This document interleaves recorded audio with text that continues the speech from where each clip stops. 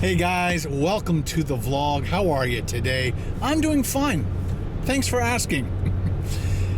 Today I just got up and worked on Carl's finishing up show 7 of the Crappie Extreme Crappie series. We have 2 more. We're going to work on Wednesday and Thursday, and then that will be the end of all 3 seasons of fishing shows: the bass, the walleye, the crappie, and then I'll be doing more vlogs, more adventure-y type vlogs. I heard there's a really cool what's it called, snowshoeing. They have dog sledding, so I wouldn't mind getting a couple of those kinds of things in. And today there's no precipitation whatsoever, so today is the first day that we'll be launching the drone, and we'll get some good shots on my way out to my sister's. Today is DNA day, so lots of people have been asking ever since I think it was, I'm not sure if it was the beginning of the summer or near the end of the summer. We're at the cottage in Muskoka, and we did the DNA test. Took forever to get the results back, and then we just haven't had time to hook up, so let's go see my sister.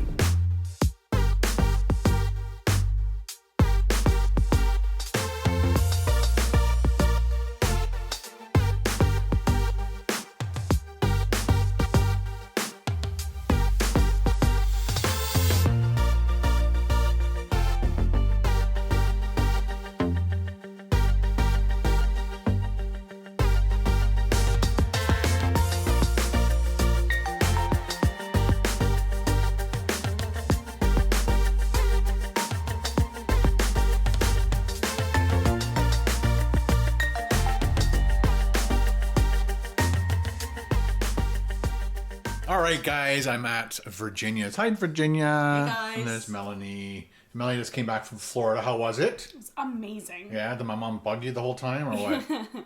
Was my mom behaving herself? Yes. Yes. She's a CNN freak. A CNN? Oh, right, yeah. My mom loves American news and just things that are around, but she specializes in American news and what Donald Trump's doing or not doing and all that stuff. So obviously we're here to do the DNA stuff. We've got the stuff printed off and the results are going to be in. I'm going to shoot it on this camera just because it's a better camera and I can see with the monitor and all that stuff. So we'll get that done. The mic is better. So we're going to flip over to this camera and then tell you the results of our DNA ancestry.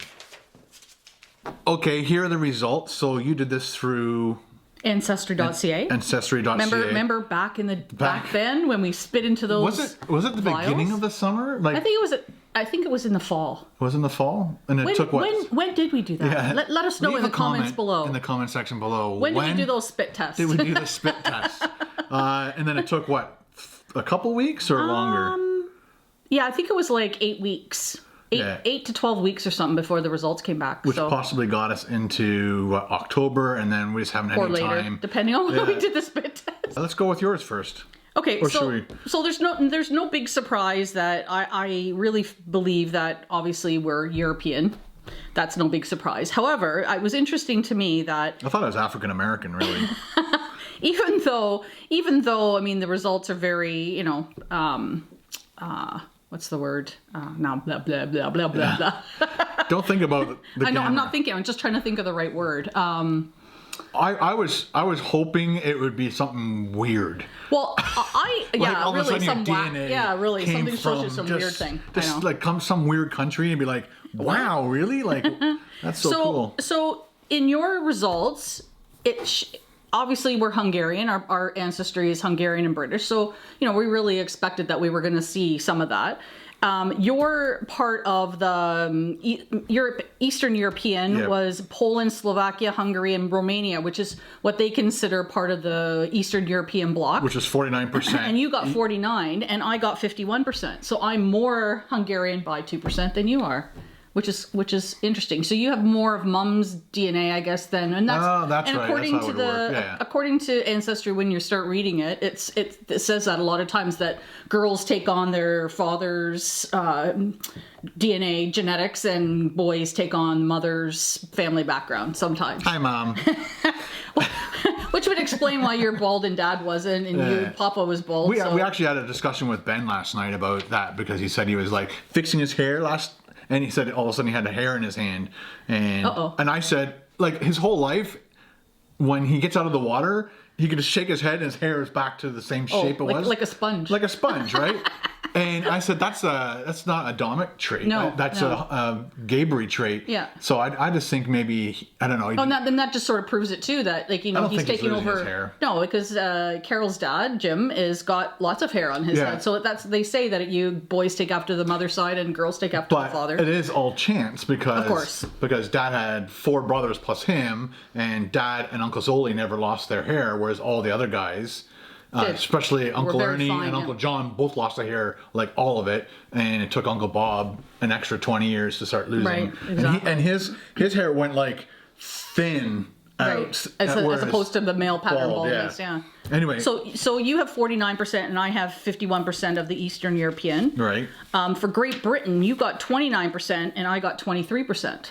Which makes sense. Which we were just speaking about, right? About moms and dads. For you have extra in here that I didn't have.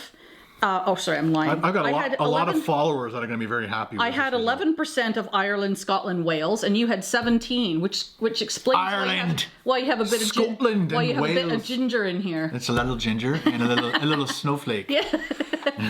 What I found interesting for me, which is kind of cool, and what maybe explains why I have blonde hair, is I have 5% of Scandinavian. I have nothing. And you have 0 Scandinavian. Although you've got you've got some 1% there, which is, I didn't get any 1%. I got Finland and Northwest Russia 1%, Western Europe 1%, Europe South 1%, and what is that? Iberian Peninsula. I think Iberian Peninsula is I hope that Spain. Focuses. Spain. There we go.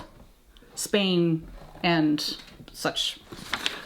So I thought this was really kind of cool. I mean, obviously we're related and we have the same ethnic backgrounds or whatever. However, it's just interesting to me that I had a little bit different and you had a little bit different, and our percentages were a bit off. There's nothing different of importance on there that I can show, like nothing, like no codes or anything. No, it's just Ancestry, and I don't think there's nothing on here that So this is a little map showing you where in the world our DNA, my DNA came from. And we were also discussing the fact that it'd be kind of cool if we got our kids to do the DNA test to see how, now that I've, Carol and my DNA made my kids, what the percentages would be, what would go up and what would go down, and would it be any, because Carol's family's been in Canada for, I don't know, like 8 generations or something. They've been here a long, long time. So it would be good to kind of see for her what percentage of European, because I mean everybody that came here came from a different country. Right. Canada is built up on pretty much Europe. Europe, and lots of other countries. Yeah. But to be here for in generation and generation, that's really cool. It'd be cool to see, what percentages of Carol's DNA would make the kids up. Yeah. My kids have their other half of their DNA is Italian, so they would have a lot. I would imagine that theirs would be, partially of what this is, but then the other part would be Italian. Yeah, that's funny because neither of us like getting close to Italy. No, so that bubble actually might move over this way. Exactly. So for Ken's bubble, then they had the majority of the circle here. This is all the Eastern Europe. Europe. Yeah. So the big part is Eastern Europe, and then the next biggest circle would be Britain. Right. And made up of all of the things, and mine has the same sort of thing, but just our percentages are different. And then in doing my Ancestry.ca, I was able to trace our family back so far to the year 1010 with our 27th great grandfather on our mother's side, or mother's father's side of the family, the paternal side of the family. So it was kind of really cool. I really like Ancestry.ca. I think they have. Who's Genghis Khan? No, our father used to say that we were related to Genghis Khan. How do you know? Now, I had a relative just recently say to me that we are apparently related to William the Conqueror, but I don't have any evidence to support that. I've looked, and I mean, it might be. I never had that straight properly. There we go. It might be that because back in the day the writing was very flowy and what do you call that ink when you're writing with? No, but it's a calligraphy. Yeah, calligraphy type writing and ink. So sometimes the letters would blend in. So the word Bayard, which is part of our last name, changed over the years. So sometimes it was LeBird, sometimes they had the A missing, sometimes they had an ID, and sometimes they had why people well, like I said, I think the writing, the way they write, by somebody else interpreting what it said, they thought it was this, and it kind of changed over the time. Or because, maybe they didn't want to be associated with something happened in that century or that decade that they didn't want to be. They were hiding from we don't have that, but I'm just, maybe that's explanations of why. Who knows? But well, thank you very much for this awesome present. Yeah. Thank you very much. Mwah. Thank you. And it was fun. I think we're at like 8 minutes into this vlog plus what I shot earlier, but let's quickly show you what Virginia's making because you guys love food. So we're making a special recipe. It's our Hungarian family. Yeah, so my dad's mom used to make this thing called papikás krumpli. Yeah. And we're going to show you quickly how it's going along, okay? Yep. Let's do it. Knowing that I was coming here today, I got these recipes that my grandmother wrote out about 12 years ago. I went over there to visit, and I said, Grandma, can you give me some recipes? Because I want these recipes for the future. And one of them is called papikás krumpli. She would have potatoes back in the day. Of course, taters. When she had lots of boys to feed, and of course boys eat lots of food. Hungry boys, and they were out in the fields and stuff, so she would make a lot of food. Meat wasn't as much available, so it would be mostly a heavy potato dish with rye bread, so that you would fill up. Yeah. So you're having potatoes. Yeah. And you have smoked Hungarian or kielbasa sausage. Right. Then you put some onions. I can bring them over here if you want. Chopped onions and some garlic. Of course. And I put in smoked paprika, but she just put paprika.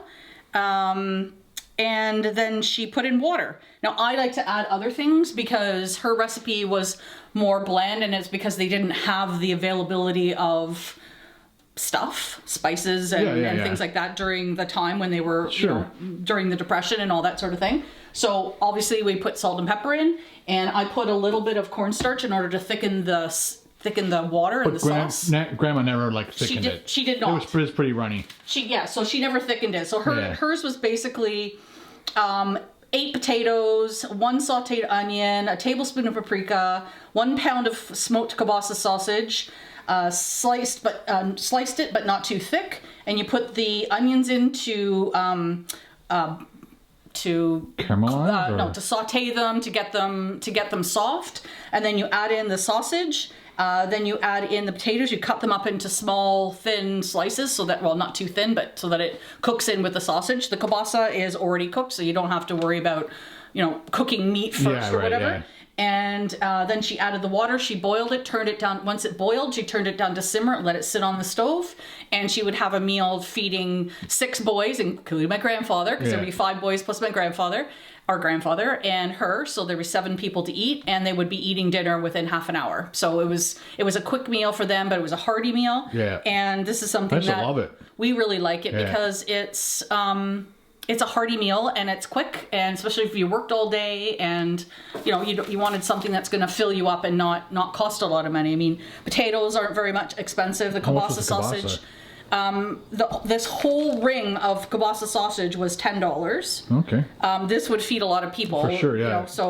And then of course, if you had, say, by some kind of thing somebody dropped in you weren't expecting, you could throw in a couple of more potatoes, a little bit more water, and stretch it out. And of course then you have bread and butter, which is part of their meals too, pickles and whatever. She'd have whatever and put it out there, right? Let's make it, and then we'll do a taste test. Okay.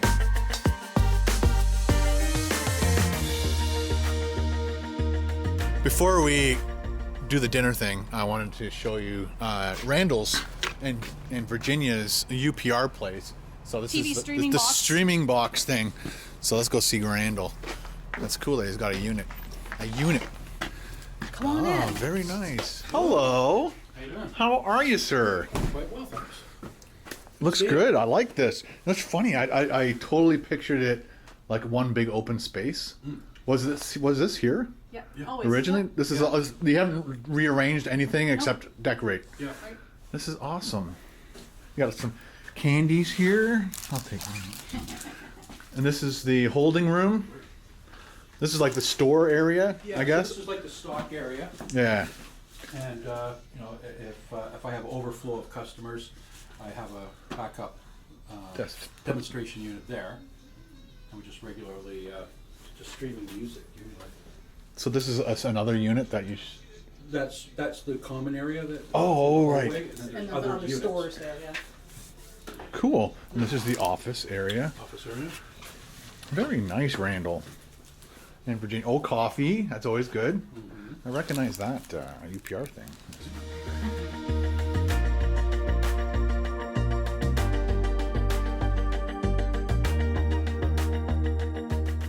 Mom made it. Hi, Mom. Mom.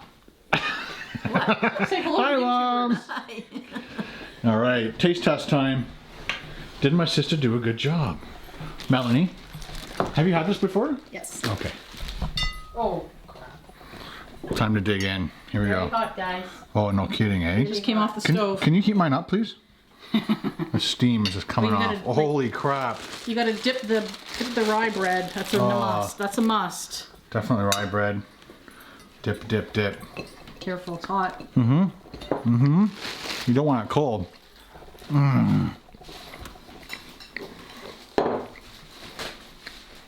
I think what makes it for me is the smoked paprika. Oh, I didn't get the smoked sausage, so I got the smoked paprika. Okay. I haven't had that in 20 years? Wow, my brain has just clicked. Yeah, we don't make it at my house. Well, I make it at home, so lots But of you never invite me over. Why What the don't hell's you eat it going at your on? house? I don't have the recipe and just never made it. Well, you do. But now I do now. You did have the recipe all that time. You Carol. didn't know. Carol hid it. That's right. Now that we know we have it and we can make it easy, I'm gonna start having that now. It's a go out and get it now, guys. Give it a shot. No. Good job. Grandma's is Virginia. runny. No, it wasn't runny like this. It's too much liquid. That's Uh-oh. why I mashed the potatoes to make it creamy.